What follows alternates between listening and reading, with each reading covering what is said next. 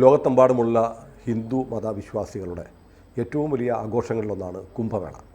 വിശ്വാസവുമായി ബന്ധപ്പെട്ട് ഹൈന്ദവർക്ക് ഒഴിവാക്കാനാവാത്ത ഒരു വലിയ ചടങ്ങാണ് കുംഭമേളയും ഗംഗാ സ്നാനവും എന്നൊക്കെ പറയാം. എനിക്ക് തോന്നുന്നു അതേക്കുറിച്ച് ആധികാരികമായ ആളുകൾക്ക് കാര്യമായ വിവരമൊന്നും മലയാളത്തിൽ കേരളത്തിലില്ല. ജനുവരി 15 കുംഭമേള ആരംഭിക്കുകയാണ്.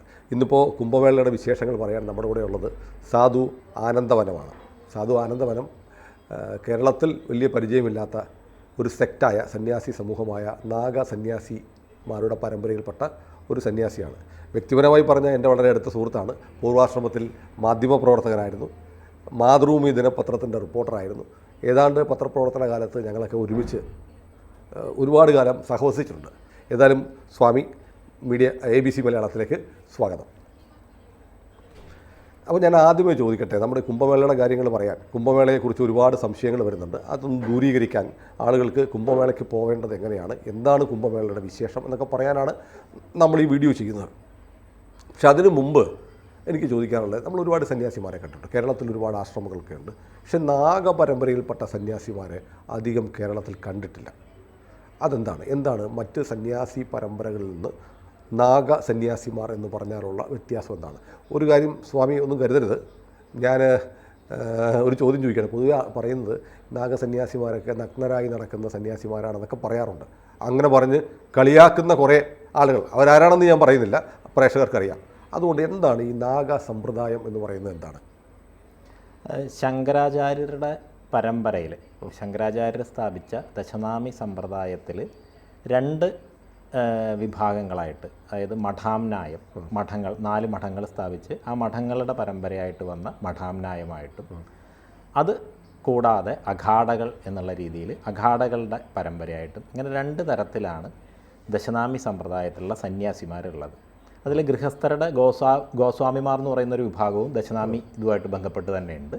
സന്യാസിമാർ എന്നുള്ള നിലയ്ക്ക് ഈ 2 തരത്തിലുള്ള വിഭാഗങ്ങളാണുള്ളത്. അതായത് മഠാംനായം, മഠങ്ങളിലൂടെയുള്ള ശൃംഗേരി, ദ്വാരക, പുരി, ശ്രീമഠം, ജ്യോതിർമഠം എന്നുള്ള 4 മഠങ്ങളിൽ നിന്ന് 4, പിന്നെ അവിടെ നിന്ന് അവരുടെ ശിഷ്യർ, ആ ശിഷ്യരാശ്രമങ്ങൾ സ്ഥാപിച്ച് അവരുടെ ശിഷ്യർ, അങ്ങനെ ഇപ്പോൾ നേരിട്ട് ആ മഠങ്ങളിലുള്ളവർക്ക് ശൃംഗേരിയായിട്ടോ പുരിയായിട്ടോ ദ്വാരകയായിട്ടോ അവരുടെ ശിഷ്യർ എന്ന് പറയുന്ന ഒരു ബന്ധം ഉണ്ടായില്ലെങ്കിൽ പോലും അവരുടെ ആരംഭം ആ മഠങ്ങളിലുള്ള ആചാര്യന്മാരുടെ പരമ്പരയിൽ നിന്നാണ്.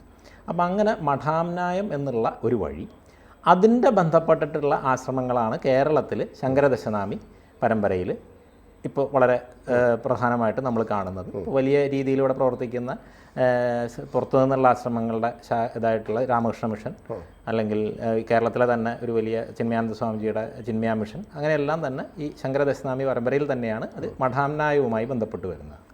മഠാംനായം ജ്ഞാനപന്ഥികളാണ്, അറിവിൻ്റെ മാർഗത്തിൽ കൂടെ സഞ്ചരിക്കുന്നവരാണ്. ശാസ്ത്രമാണ് അവരുടെ, ശാസ്ത്രധാരികൾ എന്നാണ് അവരെ പറയുന്നത്. അഖാഡകൾ ശങ്കരദശനാമി സമ്പ്രദായത്തിൽ തന്നെ ശസ്ത്രധാരികളായിട്ടുള്ള, ആയുധധാരികളായിട്ടുള്ള, സാധനാപന്ഥിലുള്ള, സാധനയാണ് അവരുടെ മാർഗം, സാധനാപന്ഥിലുള്ള സന്യാസിമാരാണ്. അഖാഡകൾ സ്ഥാപിച്ചത്. ഈ ആയുധധാരികൾ എന്ന് പറഞ്ഞാൽ എന്താ ഉദ്ദേശിക്കുന്നത്? അതായത് ധർമ്മ സംരക്ഷണത്തിന് വേണ്ടി വന്നാൽ ആയുധമെടുത്ത് യുദ്ധം ചെയ്യാൻ കൂടി തയ്യാറായിട്ടുള്ള സന്യാസി സമൂഹമാണ് അഖാഡകൾ. അതിനു വേണ്ടിയിട്ടുള്ള പരിശീലനങ്ങളും, അത് നമ്മളുടെ ഒരു മലയാളത്തിലെ ഒരു കളരിക്ക് തുല്യമായിട്ടുള്ള ഒരു ഹിന്ദി പദമാണ് അഖാഡ എന്ന് പറയുന്ന ഒരു വാക്ക്. അപ്പോൾ നമ്മൾ കളരി എന്ന് പറയുമ്പോൾ നമ്മൾ ഇപ്പോഴത്തെ ഒരു ഇതുകൊണ്ട് ഇവിടെ വാൾപ്പയറ്റ് അങ്ങനെയുള്ള കളരി മാത്രമേ എന്നുള്ളൂ. പക്ഷേ പഴയ കാലത്ത് നമ്മളുടെ വിദ്വൽ കേന്ദ്രങ്ങളെയും കളരി എന്നാണ് പറഞ്ഞത്. അതൊരു ജീവിതചര്യ കൂടിയായിരുന്നു. ഇപ്പോൾ കൂടല്ലൂർ കളരി, അങ്ങനെയൊക്കെയുള്ള രീതിയിൽ വളരെ പാണ്ഡിത്യമുള്ള ആളുകൾ പഠനവും പരിശീലനവും ഒക്കെ നടത്തുന്ന സ്ഥലങ്ങളൊക്കെ കളരി എന്നുള്ളതാണ്. അപ്പോൾ ആ കളരിക്ക് തുല്യമായിട്ടുള്ള ഒരു പദമാണ് ഹിന്ദിയിൽ അഖാഡ എന്നുള്ളത്. അപ്പോൾ അഖാഡകളിലെ സന്യാസിമാർ എന്ന് പറയുന്നത് ഇതിനു വേണ്ടിയിട്ട്, ധർമ്മ സംരക്ഷണത്തിന് വേണ്ടിയിട്ട് വേണ്ടി വന്നാൽ യുദ്ധം ചെയ്യുന്നതിന് കൂടി തയ്യാറായിട്ടുള്ള സന്യാസിമാരാണ്. അവർ കർമ്മം ചെയ്യുക, കർമ്മ മേഖലയാണ് അവർക്കുള്ളത്. അപ്പോൾ അത് ആ അഖാഡകൾ എന്ന് പറഞ്ഞു കഴിഞ്ഞാൽ ഈ ശങ്കരദശനാമി പരമ്പരയിൽപ്പെട്ടത് മാത്രമല്ല, 13 അഖാഡകളാണ് ഭാരതത്തിൽ പ്രമുഖമായിട്ട് എന്നുള്ളത്. ആ 13 അഖാഡകളിൽ 7 അഖാഡകളാണ് ശങ്കര ദശനാമിയിലുള്ളത്. 3 അഖാഡകൾ വൈഷ്ണവ സമ്പ്രദായത്തിലാണ്, അവരെ വൈരാഗികൾ എന്ന് പറയും. ശങ്കരദശനാമിയിലുള്ള സന്യാസിമാർ, നാഗസന്യാസിമാർ എന്ന് പറയും. ശങ്കരദശനാമി സമ്പ്രദായത്തിലുള്ള അഖാഡകളിലുള്ള ആളുകളെ വൈഷ്ണവ സമ്പ്രദായത്തിലുള്ളവർ വൈരാഗികൾ എന്ന് പറയും. അതുകൂടാതെ 3 അഖാഡകൾ ഉദാസീനുകൾ എന്ന് പറയും. അവർ സനാതനധർമ്മത്തിൻ്റെ പരമ്പരയിൽ തന്നെ നിൽക്കുന്ന സന്യാസിമാരാണ്. പക്ഷേ അവർ സിഖ് ഗുരുക്കന്മാരെ കൂടി അവരുടെ ഗുരു പരമ്പരയിൽ സ്വീകരിക്കുന്നുണ്ട്. അപ്പോൾ ഗുരുനാനാക്കിൻ്റെ മകനായിട്ടുള്ള ഗോവിന്ദ് സിംഗിൻ്റെ കാലഘട്ടം തൊട്ടാണ് ആ അഖാഡകളുടെ ഒരു ഉൽപ്പത്തിയായിട്ട് പറയുന്നത്. അപ്പോൾ പഴയ കാലത്ത് തന്നെ അസുരന്മാരിൽ നിന്നും മറ്റുള്ള അധാർമിക ശക്തികളിൽ നിന്നുമൊക്കെ ആശ്രമങ്ങളും ക്ഷേത്രങ്ങളുമൊക്കെ ആക്രമണങ്ങൾ നേരിടുമ്പോൾ ആ ആശ്രമങ്ങളെയും ക്ഷേത്രങ്ങളെയും പിന്നീട് മഹാത്മാക്കളെയും എല്ലാം സംരക്ഷിക്കുക, അതിൻ്റെ കാര്യക്രമങ്ങൾ നടന്നു പോകുന്നതിന് വേണ്ടിയിട്ടുള്ള നേതൃത്വപരമായിട്ടുള്ള പങ്ക് വഹിക്കുക. പിൽക്കാലത്ത് മുഗൾ ആക്രമണം, ഇപ്പോൾ നമ്മൾ ഭാരതത്തിൻ്റെ വടക്കോട്ടൊക്കെ സഞ്ചരിക്കുകയാണെങ്കിൽ ഒരു മഹാരാഷ്ട്ര തൊട്ട് വടക്കോട്ട് അതിപ്രാചീനമായിട്ടുള്ള ഒരു ക്ഷേത്രം പോലും ആക്രമണം നേരിടാതായിട്ടില്ല. ഏതെങ്കിലും അത് ഒരു അടയാളം ഉണ്ടാക്കി വെക്കണം, നിങ്ങളുടെ മുഖത്തൊരു വടുണ്ടാക്കി വെച്ച് അത് കണ്ട് രസിക്കുക എന്നുള്ളത് പറഞ്ഞതുപോലെ എല്ലാ ക്ഷേത്രത്തിൻ്റെയും ഒരു വളരെ ചെറിയൊരു ക്ഷേത്രമായിക്കോട്ടെ, അല്ലെങ്കിൽ ഒരു കയ്യെങ്കിലും അടിച്ചൊടിച്ച് അല്ലെങ്കിൽ മുഖം ഒന്ന് തച്ച് തകർത്ത് ഒരു കൂടം കൊണ്ട് തച്ച് തകർത്തിട്ടാണ് പോയിരിക്കുന്നത്. അപ്പോൾ അങ്ങനെയുള്ള ആക്രമണങ്ങൾ നടന്നു കഴിഞ്ഞപ്പോൾ അതിനെ പ്രൊട്ടക്റ്റ് ചെയ്യുക. അതിനുശേഷം ബ്രിട്ടീഷ് കാലഘട്ടത്തിലും ഇതുപോലുള്ള ആധ്യാത്മിക കേന്ദ്രങ്ങളെ ബ്രിട്ടീഷ് ഇതിനു വേണ്ടി ഉപയോഗിക്കുക എന്ന് പറയുന്ന കാലഘട്ടം ഉണ്ടായിട്ടുണ്ട്. അതായത് ഗുരുശിഖർ എന്ന് പറയുന്ന മൗണ്ട് അബൂല് എല്ലാ പരമ്പരകളും ഗുരുസ്ഥാനത്ത് മാനിക്കുന്ന ഒരു കൊടുമുടിയാണ്. അപ്പോൾ അവിടെ അതൊരു നമ്മുടെ ബ്രഹ്മകുമാരീസിൻ്റെ ആസ്ഥാനം അവരൊക്കെ ഉള്ള മൗണ്ട് അബു എന്ന് പറയുന്ന സ്ഥലത്ത് നമ്മൾ അധികവും പരിചയം ബ്രഹ്മകുമാരീസുമായി ബന്ധപ്പെട്ടാണ്. പക്ഷേ ഒരുപാട് ആശ്രമങ്ങളും കാര്യങ്ങളും ഒക്കെ ഉള്ളതാണ്. അപ്പോൾ അവിടെ ഗുരുശിഖരം എന്ന് പറയുന്ന ഒരു ഇതുണ്ട്. അത് എല്ലാ പരമ്പരകളും ഗുരുസ്ഥാനത്ത് മാനിക്കുന്ന സ്ഥലമാണ്. അവിടെ ഏറ്റവും അതിൻ്റെ ഉയരം കൊണ്ടൊക്കെ ബ്രിട്ടീഷ് ആർമി കേന്ദ്രമാക്കുക എന്ന് പറയുന്ന ഒരു തോന്നുന്നു. അപ്പോൾ അതിനെതിരായിട്ട് ബ്രിട്ടീഷ് സൈന്യവുമായിട്ടുള്ള യുദ്ധം, അങ്ങനെ പിന്നീട് അവസാനം ഇന്ത്യ ചൈന യുദ്ധത്തിൽ വരെ ഹിമാലയത്തിലുള്ള നാഗസന്യാസിമാരുടെ ഇൻവോൾവ്മെൻറ്റ് അതിനകത്ത് ഉണ്ടായിട്ടുണ്ട്.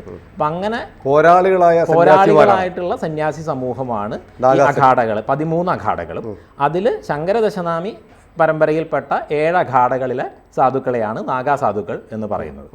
അപ്പം അതിൽ നേരത്തെ ചോദിച്ച ഇതെന്ന് പറഞ്ഞു കഴിഞ്ഞാൽ നമ്മളുടെ ദീക്ഷാ സമ്പ്രദായത്തിൽ, സന്യാസത്തിലേക്കുള്ള ദീക്ഷാ സമ്പ്രദായത്തിൽ എപ്പോൾ വൈരാഗ്യം വന്നോ അപ്പോൾ സന്യാസിക്കുക എന്നുള്ളതാണ്. അപ്പം അതിൽ വിരജാഹോമം കഴിഞ്ഞ് ശരീരത്തെ സ്വയം ദഹിപ്പിക്കുന്നു എന്നുള്ള രീതിയിൽ, പിന്നെ ഭസ്മാന്തം ശരീരം എന്നുള്ളതാണ് നമ്മുടെ സങ്കല്പം. അത് വിരജാഹവനം കഴിഞ്ഞ് നമ്മുടെ വസ്ത്രവും യജ്ഞോപവീതവും ശിഖയും, ഇത് ഇപ്പം ഇന്നത്തെ കാലത്ത് സാമുദായികമായിട്ടൊക്കെയാണ് പലരും ഈ ശിഖയെയും യജ്ഞോപവീതത്തെയും പറയുന്നത്. പക്ഷേ കുറച്ച് പഴയ കാലത്ത് നമ്മുടെ കേരളത്തിലെ തന്നെ ചരിത്രത്തിൻ്റെ പഴയ ഫോട്ടോകളൊക്കെ എടുത്തു നോക്കി കഴിഞ്ഞ് കഴിഞ്ഞാൽ എല്ലാ സമുദായങ്ങളിൽപ്പെട്ട ആളുകളും യജ്ഞോപവീതവും ധരിച്ച്, നമ്മളിപ്പോൾ കുടുമിയാണ്, അതെ, ശിഖയും യജ്ഞോപവീതവും ഇത് രണ്ടും പൂണൂല്, ഇത് രണ്ടും പഴയ കാലത്ത് നമ്മൾ ആശാരിമാരായിക്കോട്ടെ അങ്ങനെ ഏത് കർമ്മം ചെയ്യുന്ന ആളുകളാണെങ്കിലും അവരുടെ ദേഹത്ത് നമ്മുടെ പഴയ ചിത്രങ്ങൾ എല്ലാ സമുദായങ്ങളിൽപ്പെട്ട കർമ്മബന്ധത്തിൻ്റെ അടയാളമാണ്. ഭൂമിയിൽ ജീവിച്ചുകൊണ്ട് ആ കർമ്മത്തിൻ്റെ നേതൃസ്ഥാനം ഏറ്റെടുത്ത് ഒരു കർമ്മം ചെയ്യുകയാണെങ്കിൽ കർമ്മബന്ധത്തിൻ്റെ അടയാളമാണ്. എല്ലാ സമുദായങ്ങളിൽപ്പെട്ട ആളുകളും ധരിച്ചിരുന്നു. പിൽക്കാലത്ത് അത് ചിലർ മാത്രമായി എന്ന് ചുരുങ്ങി വന്നു എന്നുള്ളത് മാത്രം. ഇപ്പോൾ കേരളത്തിൽ ശിഖ ധരിക്കുന്ന ഒരു സമുദായവും ഇല്ല എന്ന് പറയാം. ഉത്തരഭാരതത്തിലും ഇപ്പോഴും ഉണ്ട്. ഉത്തരഭാരതത്തിൽ യജ്ഞോപവീതം ധരിക്കുന്നതും മറ്റുള്ള സമുദായങ്ങളിൽപ്പെട്ട ആളുകളും ധരിക്കാറുണ്ട്, ഭിന്ന സമുദായത്തിൽപ്പെട്ട ആളുകളും ധരിക്കാറുണ്ട്. അപ്പോൾ കർമ്മബന്ധത്തിൻ്റെ പ്രതീകമാണ് അത്. നദിയിലൊഴുക്കി, ഗംഗാ സങ്കല്പത്തിൽ ഗംഗയിലൊഴുക്കി ധരിച്ചിരുന്ന വസ്ത്രവും യജ്ഞോപവിയും ശിഖയും നദിയിലൊഴുക്കി കയറി വന്നിട്ടാണ് നമ്മൾ സന്യാസ ദീക്ഷ സ്വീകരിക്കുന്നത് ആ ചടങ്ങനുസരിച്ച്. അതിൽ നാഗാദീക്ഷയിൽ പിന്നെ വസ്ത്രം തരിക എന്ന് പറയുന്ന ഒരു ഇത് സ്വാഭാവികമായിട്ടില്ല, ഉപേക്ഷിച്ച് കഴിഞ്ഞു എന്നുള്ളതാണ്. എല്ലാം ഉപേക്ഷിച്ച് കഴിഞ്ഞു, ഭൗതിക ജീവിതവുമായി ബന്ധമുള്ള എല്ലാം. അതെ. അപ്പം അതിൽ അഖാഡകൾക്കകത്ത് അഖാഡകളുടെ ആചാരങ്ങളിൽ പിന്നെ കുംഭമേളയിലെ ഷഹി സ്നാൻ, കുംഭമേളയിലെ ഏറ്റവും പ്രധാനപ്പെട്ട ചടങ്ങ് എന്ന് പറയുന്നത് രാജകീയ സ്നാനം, ഷഹി സ്നാൻ എന്ന് പറയും. ഷഹി സ്നാനത്തിന് പോകുന്നത് ദിഗംബരന്മാരായിട്ട്, നമ്മളുടെ ആ ദീക്ഷ എടുത്ത് അതേ രീതിയിൽ ദിഗംബരന്മാരായിട്ട് ഭസ്മം മാത്രം ധരിച്ച് ഭസ്മധാരികളായിട്ടാണ് സ്നാനത്തിന് പോവുക. അതിൻ്റെ ചിത്രങ്ങളാണ് പലപ്പോഴും നമ്മൾ ഈ നാഗ സമ്പ്രദായത്തെക്കുറിച്ച് തെറ്റായി പുറത്ത് വന്നിരിക്കുന്നത്. സാമാന്യമായിട്ട് അതല്ലാതെ കണ്ട് നമ്മൾ ലോക ജീവിതത്തിൽ വ്യവഹരിക്കുമ്പോൾ ലോകമര്യാദയനുസരിച്ചിട്ട് എല്ലാവരും തന്നെ വസ്ത്രം ധരിച്ചിട്ടാണ് ഉണ്ടാവുക. അല്ല, എനിക്കൊരു സംശയം. ഈ ഇപ്പോൾ ഒരുപാട് സന്യാസിമാർ പല ആശ്രമങ്ങളുമായി ബന്ധപ്പെട്ടിട്ടുണ്ടല്ലോ. ഇപ്പോൾ കേരളത്തിൽ ഈ പറയുന്ന പോലെ നാഗ സെറ്റുമായി ബന്ധപ്പെട്ട സന്യാസിമാരെ അധികം കണ്ടിട്ടില്ല മലയാളികളിൽ നിന്ന്. അതെന്തുകൊണ്ടായിരിക്കാം? ഒന്ന്, ദക്ഷിണ ഭാരതത്തിൽ തന്നെ അഖാഡകൾക്ക് ആർക്കും, അതായത് ഈ സന്യാസി അഖാഡകളായിക്കോട്ടെ, വൈരാഗ്യ അഖാഡകളായിക്കോട്ടെ, ഉദാസീന അഖാഡകളായിക്കോട്ടെ, അഖാഡകൾക്കൊന്നും ദക്ഷിണ ഭാരതത്തിൽ തന്നെ പ്രത്യേകിച്ചൊരു കേന്ദ്രം പ്രധാനമായിട്ടില്ല. നമ്മളുടെ അഖാഡ, ഇപ്പോൾ ഞാൻ ബന്ധപ്പെട്ടിരിക്കുന്ന അഖാഡ ശ്രീ പഞ്ചദശനാം ജൂന ഭൈരവ അഖാഡ എന്ന് പറയുന്ന അഖാഡയാണ്. അതെവിടെയാണ്? അത് കാശിയിലാണ് അതിൻ്റെ ഹെഡ് ക്വാർട്ടേഴ്സ്. പിന്നെ ഹരിദ്വാർ, ഉത്തരകാശി, പ്രയാഗ്രാജ്, ഉജ്ജയിനി, നാസിക് തുടങ്ങി എല്ലാ പ്രധാനപ്പെട്ട കേന്ദ്രങ്ങളിലും വലിയ അഖാഡയുടെ കേന്ദ്രങ്ങളുണ്ട്. അതുകൂടാതെ ഒരുവിധം എല്ലാ ഗ്രാമങ്ങളിലും അഖാഡയുടെ ബാബമാരിരിക്കുന്ന കുടികളുണ്ട്. അതുകൂടാതെ ഹിമാലയത്തിലും നർമ്മദാ തടത്തിലും ഒക്കെയാണ് ഒരുപാട് ബാബമാർ അവരുടെ സാധനങ്ങളും കാര്യങ്ങളും ഒക്കെ ആയിട്ട് തുടരുന്നത്. ഏകദേശം ഉത്തരഭാരതത്തിലെ എല്ലാ സ്ഥലങ്ങളിലും അഖാഡകളിലെ സന്യാസിമാരുടെ സാധുക്കളുടെ സാന്നിധ്യമുണ്ട്. പക്ഷേ ദക്ഷിണ ഭാരതത്തിൽ പൊതുവിൽ ഇല്ലാതായത്, ഞാൻ നേരത്തെ സംസാരിക്കുന്നതിൻ്റെ ഇടയിൽ നമ്മൾ പറഞ്ഞു, അതായത് ഈ മുഗൾ ആക്രമണം, ബ്രിട്ടീഷ് ആക്രമണം തുടങ്ങിയിട്ടുള്ള സംഗതികളുടെയൊക്കെ സമയത്ത് ഈ നാഗാ സാധുക്കളും വൈരാഗ്യ അഖാഡകളുടെയും ഉദാസീന അഖാഡകളുടെയും സാധുക്കളും ഒക്കെയാണ് അവരുമായിട്ട് വലിയ യുദ്ധങ്ങളിൽ ഏർപ്പെട്ടത്. ഇപ്പോൾ കാശിയിലെ വിശ്വനാഥ ക്ഷേത്രം സംരക്ഷിക്കുന്നതിന് വേണ്ടി മാത്രം നമ്മളുടെ അഖാഡയിൽ നിന്ന് 100,000-ഓളം സാധുക്കൾ കൊല്ലപ്പെട്ടിട്ടുണ്ട് എന്നുള്ളതാണ് ഇങ്ങനെ നമ്മുടെ ചരിത്രത്തിൽ പറഞ്ഞു വരുന്നത്. അപ്പോൾ അത്തരത്തിലുള്ള ഒരു പ്രശ്നങ്ങൾ ദക്ഷിണ ഭാരതത്തിൽ താരതമ്യേന കുറവായിരുന്നു. നമ്മുടെ ഇവിടെ ടിപ്പുവിൻ്റെ ഒരു പടയോട്ടം മാത്രമേ അങ്ങനെ വലിയ ഒരു ഇതായിട്ട് വന്നിട്ടുള്ളൂ. അപ്പോൾ അതുകൊണ്ട് തന്നെയാണ് നമുക്ക് ഇത്തരം പ്രശ്നങ്ങളെക്കുറിച്ച് നമുക്ക് വലിയ ആകുലരല്ലാത്തതും അത്തരം കാര്യങ്ങളെയൊക്കെ ഇന്നത്തെ കാലത്ത് വളരെ പല ഭിന്ന ഭാവങ്ങളിൽ വരുന്ന സംസ്കാരത്തിനെതിരെയുള്ള ആക്രമണങ്ങളെ പ്രതിരോധിക്കണം എന്ന് പറയുന്ന ഒരു വലിയൊരു താല്പര്യമോ അല്ലെങ്കിൽ വലിയൊരു ശ്രദ്ധയോ ആളുകൾക്ക് ഇല്ലാത്തതും അങ്ങനെയുള്ള പൂർവാനുഭവങ്ങൾ നമ്മുടെ സ്മൃതിയിൽ ഇല്ലാത്തതുകൊണ്ടാണ്. പക്ഷേ ഉത്തരഭാരതത്തിൽ അങ്ങനെയല്ല. അവർക്ക് പൂർവാനുഭവങ്ങൾ സ്മൃതിയിലുണ്ട്. പിന്നെ എല്ലാ ദിവസവും അവരുടെ മുറ്റത്തെ ക്ഷേത്രത്തിലെ ഈ തകർപ്പപ്പെട്ട മുറിവ്, അധിനിവേശത്തിന്റെ അടയാളങ്ങൾ അവർ കാണുന്നുണ്ട്. അപ്പോൾ ആ ഒരു ഇത് ഇവിടെ ഇല്ലാതിരുന്നത് കൊണ്ട് ഇവിടെ ഉണ്ടായിരുന്ന നമ്മുടെ പഴയ സന്യാസി ആയുധം എടുക്കാമോ? ധർമ്മസംരക്ഷണത്തിന് വേണ്ടി ആവശ്യമായ ഘട്ടത്തിൽ ആയുധം എടുക്കാം എന്നുള്ളതാണ് പരമ്പരയിലെ ആചാര്യന്മാർ പറഞ്ഞിരിക്കുന്നത്. കാരണം ശങ്കരാചാര്യരുടെ ഇതിൽ തന്നെ ഉണ്ടായിരിക്കുന്ന സമ്പ്രദായമാണ് അഖാഡകൾ എന്നുള്ള സമ്പ്രദായം. അപ്പോൾ അതിൽ എന്തുകൊണ്ട് അത് സന്യാസിമാർ തന്നെ ചെയ്യണം എന്ന് തീരുമാനിച്ചു എന്ന് പറഞ്ഞു കഴിഞ്ഞാൽ സന്യാസിക്ക് മറ്റ് ലൗകിക ബന്ധങ്ങളോ ലോകബന്ധങ്ങളോ ഒന്നുമില്ല. ഇപ്പോൾ ധർമ്മ സംരക്ഷണത്തിന് വേണ്ടി വരുന്ന ഘട്ടത്തിൽ ബാക്കി എല്ലാ കാര്യങ്ങളും മുന്നിൽ വെച്ചോട്ടെ, എന്ത് ചെയ്യണമോ അത് ചെയ്യാൻ തയ്യാറാവുന്നത്, ധർമ്മം സംരക്ഷിക്കാൻ വേണ്ടി എന്ത് ചെയ്യണോ അത് ചെയ്യാൻ. ഇതെല്ലാം കാലികമായ ആവശ്യങ്ങളാണ്. ഇപ്പോൾ സനാതനധർമ്മം എന്നുള്ള നിലയ്ക്ക് ചരിത്രാതീത കാലം ഉണ്ടായി അനന്തമായ കാലത്തോളം തുടരുന്ന ഒരു ധർമ്മത്തെ ആ രീതിയിൽ ശാക്തികമായ ഒരു പ്രൊട്ടക്ഷൻ്റെ ആവശ്യമുണ്ടോ എന്നുള്ളതെല്ലാം നമുക്ക് തത്വചിന്താപരമായിട്ട് ചർച്ച ചെയ്യാം. പ്രായോഗികമായി വരുമ്പോൾ നമുക്ക് ശരീരം മിഥ്യയാണ് എന്ന് പറഞ്ഞു കഴിഞ്ഞു കഴിഞ്ഞാലും നമ്മൾ മുകളിൽ നിന്ന് വീണ് കാലൊടിഞ്ഞു കഴിഞ്ഞു കഴിഞ്ഞാൽ നമ്മൾ ആ വേദന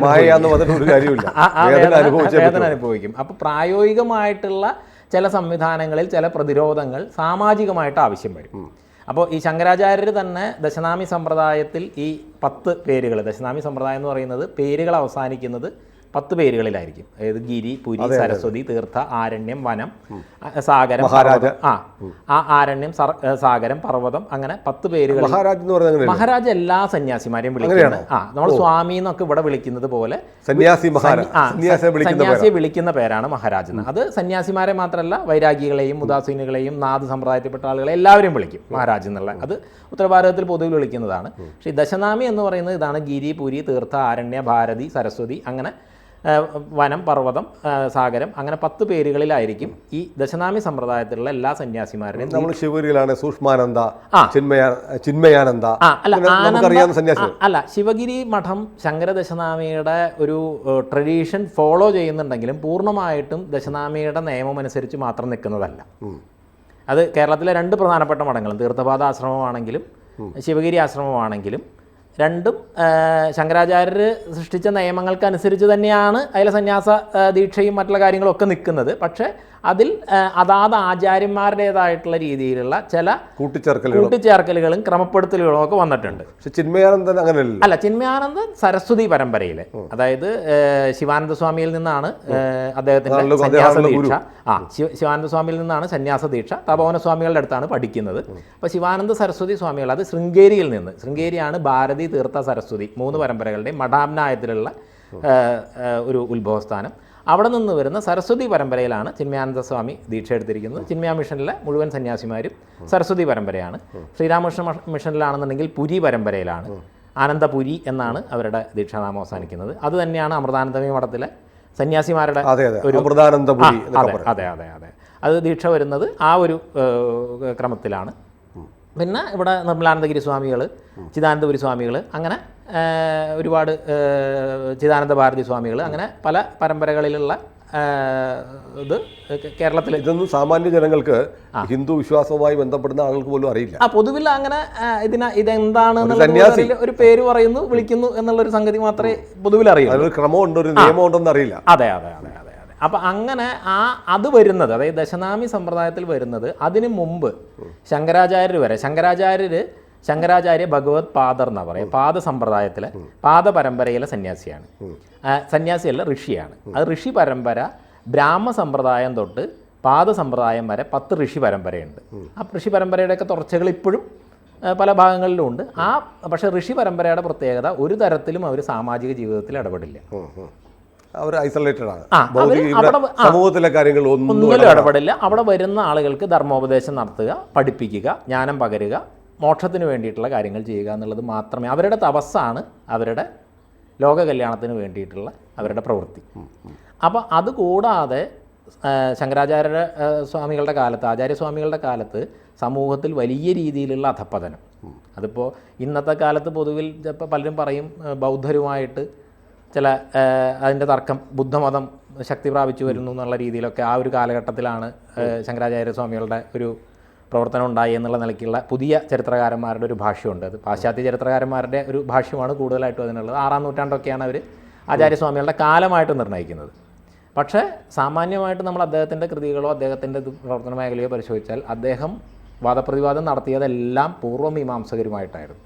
അതായത് ക്രിയാപദ്ധതിയിൽ, കർമ്മകാണ്ഡത്തിൽ നിൽക്കുന്ന ആളുകളുമായിട്ടായിരുന്നു. കർമ്മകാണ്ഡം അതിൻ്റെ താത്വികമായിട്ടുള്ള, ഇത് എന്തിനു വേണ്ടിയിട്ടാണോ യഥാർത്ഥത്തിൽ വേണ്ടത്, ആ ഒരു അംശം മറന്നുകൊണ്ട് അതിൻ്റെ അധപ്പതനത്തിലേക്ക് പോയിക്കൊണ്ടിരുന്നപ്പോഴാണ് സനാതനധർമ്മത്തിൻ്റെ യഥാർത്ഥ സത്തയെ ഉദ്ധരിക്കുന്നതിന് വേണ്ടിയിട്ട് ഭഗവത്പാദർ ദിഗ്വിജയം നടത്തിയത്.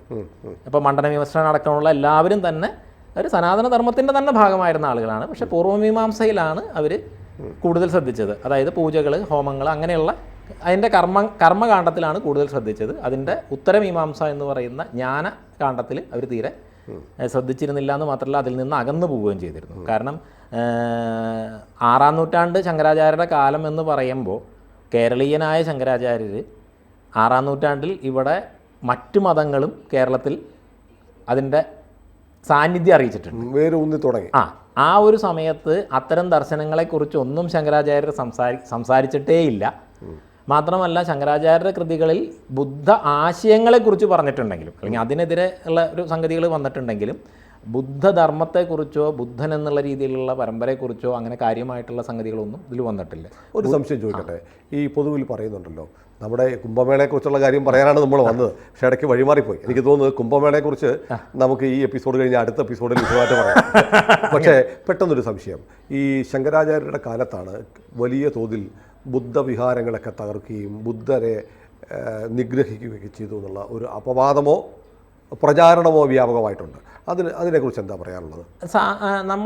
നമ്മുടെ ആലപ്പുഴയിലെ കരുമാടിക്കുട്ടനെ പോലും ചൂണ്ടിക്കാണിച്ചുകൊണ്ട് പറയുന്നത് അല്ല, ഇതിൽ ഇപ്പോൾ MGS നാരായണനെ പോലുള്ള ചരിത്രകാരന്മാർ കേരളത്തിൽ തന്നെ ഒരു പാശ്ചാത്യ ചരിത്രകാരന്മാരോ ഇടതുപക്ഷ ചരിത്രകാരന്മാരോ പ്രചരിപ്പിക്കുന്നത് പോലെ വ്യാപകമായിട്ടുള്ള ഒരു ബുദ്ധമത സാന്നിധ്യത്തിൻ്റെ ചരിത്രപരമായിട്ടുള്ള അവശിഷ്ടങ്ങളൊന്നും ലഭ്യമല്ല എന്നുള്ള രീതിയിലുള്ള പഠനങ്ങളും ഗവേഷണങ്ങളും ഒക്കെ നടത്തിയിട്ടുണ്ട്. അപ്പോൾ അതിൽ പിന്നെ ഞാൻ നേരത്തെ പറഞ്ഞത് തന്നെ, ശങ്കരാചാര്യരുടെ കൃതികളെല്ലാം പരിശോധിക്കുമ്പോൾ ആ കൃതികളിൽ കൂടെയാണ് നമുക്ക് നമ്മുടെ കാലത്ത് ചരിത്രപരമായിട്ട് രേഖകൾ ലഭ്യമല്ലാത്ത ഒരാളെ നമ്മൾ മനസ്സിലാക്കുന്നത്. ആ ഒരു കാലഘട്ടം ബുദ്ധനും മുമ്പായിരിക്കാനേ യുക്തിപരമായി ചിന്തിച്ചാൽ സാധ്യതയുള്ളൂ.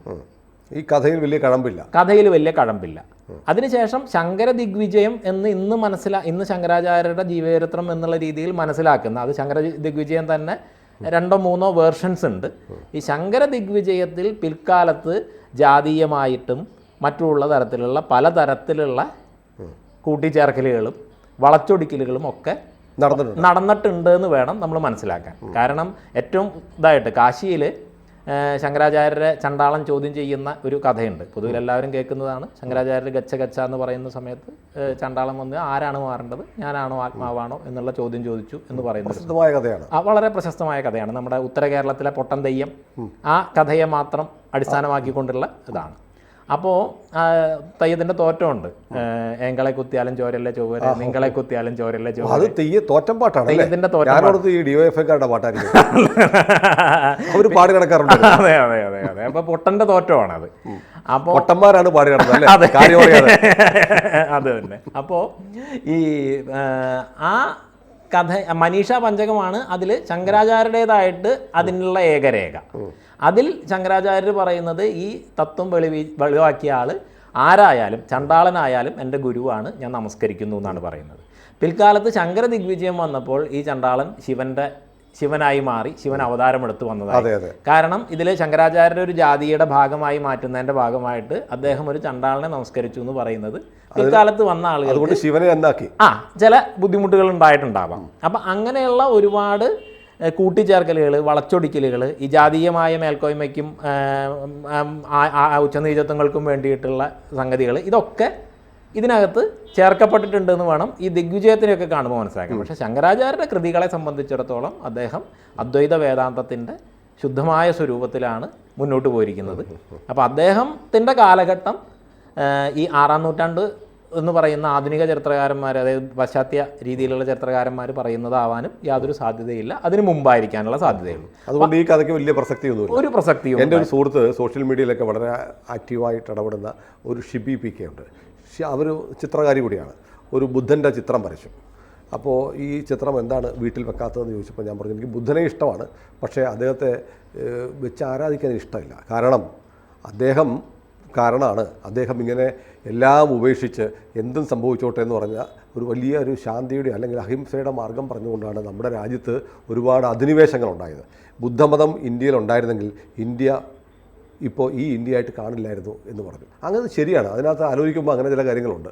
അതിൽ ബുദ്ധമതം വളരെ ശക്തമായിരുന്ന മറ്റുള്ള സ്ഥലങ്ങൾ, അവിടെയെല്ലാം ഈ നിഷ്ക്രിയത്വം കൊണ്ട് വലിയ അശാന്തിയും, നമ്മൾ ഇന്തോനേഷ്യ പോലുള്ള രാജ്യങ്ങൾ എടുത്താൽ മതി. അതെ അതെ, ഇവൻ ശ്രീലങ്ക, തൊട്ടടുത്ത ശ്രീലങ്ക, അവിടെ വലിയ അശാന്തികൾ, കലാപങ്ങൾ, അങ്ങനെയുള്ള പല രീതിയിലേക്കും. ഇപ്പോൾ ചൈന വളരെ ഇതായിട്ട് ലവോത്സുവിൻ്റെ ഒരു രീതിയിലും പിന്നെ അതിനുശേഷം ബുദ്ധിസത്തിൻ്റെ രീതിയിലും പ്രചരിച്ചിരുന്ന ഒരു ഇതായിരുന്നു. അപ്പോൾ അവിടെയൊക്കെ ഈ നിഷ്ക്രിയത്വം എന്ന് പറയുന്നത് ഇപ്പോൾ ശങ്കരാചാര്യരുടെ മേലെ ഏറ്റവും കൂടുതൽ ആരോപിക്കപ്പെടുന്ന ഒരു കാര്യവും കൂടിയാണ്.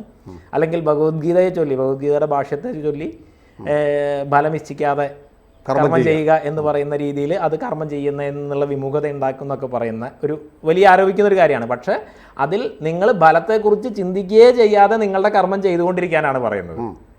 നിങ്ങൾക്ക് നാളെ ഫലം കിട്ടിയില്ല, മറ്റന്നാൾ ഫലം കിട്ടിയില്ല എന്നുള്ളത് നിങ്ങൾ നോക്കണ്ട. നിങ്ങൾ കർമ്മം ചെയ്തുകൊണ്ടേയിരിക്കുക, കർമ്മനിരതരാവുക. അതുകൊണ്ടാണ് ശങ്കര പരമ്പരയിൽ നിന്ന് വിവേകാനന്ദ സ്വാമികൾ ഉണ്ടായത്. ഉത്തിഷ്ഠത ജാഗ്രത എന്ന് പറയുന്ന വിവേകാനന്ദ സ്വാമികൾ ഉണ്ടായത് ശങ്കര പരമ്പരയിൽ നിന്നാണ്. കാരണം നമ്മൾ ഒരു ഫലം ഉണ്ടാവണമെന്നുണ്ടെങ്കിൽ അതിനുള്ള വിത്തിൽ നിന്നേ ആ ഫലം ഉണ്ടാവുള്ളൂ.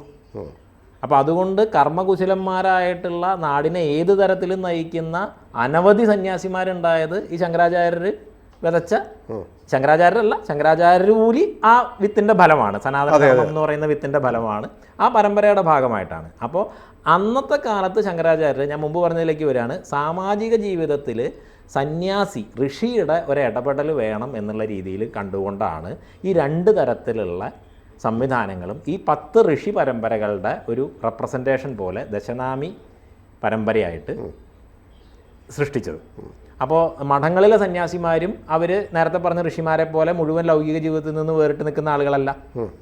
അവർ മഠങ്ങൾ സ്ഥാപിച്ച് സാമാന്യമായിട്ട് സന്യാസിക്ക് ഒരു മഠാധിപതിയായിട്ടിരിക്കുക എന്നുള്ളതൊന്നും സന്യാസിയുടെ ധർമ്മമല്ല. സന്യാസി എല്ലാ ലൗകിക വ്യവഹാരങ്ങളും ഉപേക്ഷിച്ച ആളാണ്. പക്ഷേ വിദ്യാകേന്ദ്രങ്ങൾ നടത്തുക, പാഠശാലകൾ നടത്തുക, സാമാജികമായിട്ടുള്ള ഉദ്ധാരണത്തിന് വേണ്ടിയിട്ടുള്ള പ്രവർത്തനങ്ങൾ ചെയ്യുക, ഇങ്ങനെയുള്ള രീതിയിൽ മഠങ്ങൾ പ്രവർത്തിക്കുന്നു. അതോടൊപ്പം തന്നെ സാമാജികമായിട്ടുള്ള ധർമ്മത്തിൻ്റെ രക്ഷയ്ക്ക് വേണ്ടിയിട്ട് അഖാഡകളും പ്രവർത്തിക്കുന്നു. ഇപ്പോൾ എനിക്ക് നമ്മൾ പറഞ്ഞു വന്നതിൽ ഇപ്പോൾ കൺക്ലൂഡ് ചെയ്യുമ്പോൾ ഞാൻ ഈ സന്യാസിക്ക് വേണ്ടി വന്നാൽ ആയുധവും എടുക്കാം എന്ന് പറഞ്ഞത് ഞാൻ പെട്ടെന്ന് മ്യാൻമറിലെ കാര്യം ഓർക്കുകയാണ്. നമ്മൾ നേരത്തെ പറഞ്ഞ സമാധാനത്തിൻ്റെയും അഹിംസയുടെയും പ്രയോക്താക്കളായ ബുദ്ധമതക്കാർക്ക് അവിടെ ആയുധം എടുക്കേണ്ടി വന്നു. അതെ അതെ, അത് നമ്മുടെ കൺമുന്നിലുണ്ട്. അതെ, അവിടെ ഒരു റോഹിംഗ്യൻസ് എന്ന് പറയുന്ന ആളുകൾ അറാക്കാൻ ആർമിയൊക്കെ വലിയ തോതിൽ ബുദ്ധഭിക്ഷുക്കൾക്കും ഹിന്ദുക്കൾക്കും നേരെ ആക്രമണം അഴിച്ചുവിട്ടപ്പോഴാണ് ബുദ്ധഭിക്ഷുക്കൾ ആയുധമെടുത്തതും ഇവരൊക്കെ അവിടുന്ന് ഓടിപ്പോകേണ്ടി വന്ന സാഹചര്യം ഉണ്ടായി. അതെ, അപ്പം വേണ്ടി വന്ന ആയുധം എടുക്കാം. അതെ, അത് കൃഷ്ണൻ തന്നെ ആയുധം എടുക്കുകയേയില്ല യുദ്ധത്തിലെന്ന് പ്രതിജ്ഞ ചെയ്ത് വന്ന കൃഷ്ണൻ തന്നെ വേണ്ടി വന്ന പ്രതിജ്ഞ ലംഘിച്ച് ആയുധം എടുത്തിട്ടുണ്ട്. അതായത് മഹാസന്യാസിയാണ് ശ്രീകൃഷ്ണൻ. അപ്പം ശ്രീകൃഷ്ണ ലീലയാണ് മഹാഭാരത യുദ്ധം, മഹാഭാരതവും ഭാഗവതവും എല്ലാം നമ്മൾ കാണുന്ന സംഗതി. ഏതായാലും വലിയ സന്തോഷം. നമുക്ക് ഒരുപാട് പുതിയ അറിവുകളാണ് കിട്ടിയത്. പക്ഷേ നമ്മൾ തുടങ്ങി വെച്ച കുംഭമേളയെക്കുറിച്ചുള്ള ചോദ്യത്തിൻ്റെ ഉത്തരത്തിലേക്ക് വന്നിട്ടില്ല. അത് നമുക്ക് തൊട്ടടുത്ത എപ്പിസോഡ് ചെയ്യാം. പ്രിയപ്പെട്ട പ്രേക്ഷകരെ, കുംഭമേള എന്ന് പറയുന്നത് ലോകത്തിലെമ്പാടുമുള്ള ഹിന്ദുക്കളുടെ ഏറ്റവും വലിയ ഉത്സവമോ ആഘോഷമോ വിശ്വാസത്തിൻ്റെ പ്രകടനമൊക്കെയാണ്. അത് ജനുവരി 15 ആരംഭിക്കുകയാണ്. ഒരുപക്ഷെ നമ്മുടെയൊക്കെ ജീവിതകാലത്ത് ഒരു വ്യാഴവട്ടം കഴിഞ്ഞാണ് അടുത്ത കുംഭമേള വരുന്നത്. അപ്പോൾ അതിൽ പങ്കെടുക്കുക എന്ന് പറയുന്ന ഒരു ജന്മസാഫല്യമാണ്. പക്ഷേ എങ്ങനെ, എപ്പോൾ പോകണം, എവിടെ പോകണം, എന്ത് ചെയ്യണം, എന്താണ് കുംഭമേള എന്നൊന്നും മഹാഭൂരിപക്ഷത്തിനും അറിയില്ല. അത് പറയുന്ന അടുത്ത എപ്പിസോഡ് നിർബന്ധമായും നിങ്ങൾ കാണണം. നമസ്തേ. കൂടുതൽ വാർത്തകളും വിശേഷങ്ങളും നിങ്ങളിലേക്ക് എത്താൻ ABC മലയാളം സബ്സ്ക്രൈബ് ചെയ്യുക, ബെൽ ബട്ടണും അമർത്തുക.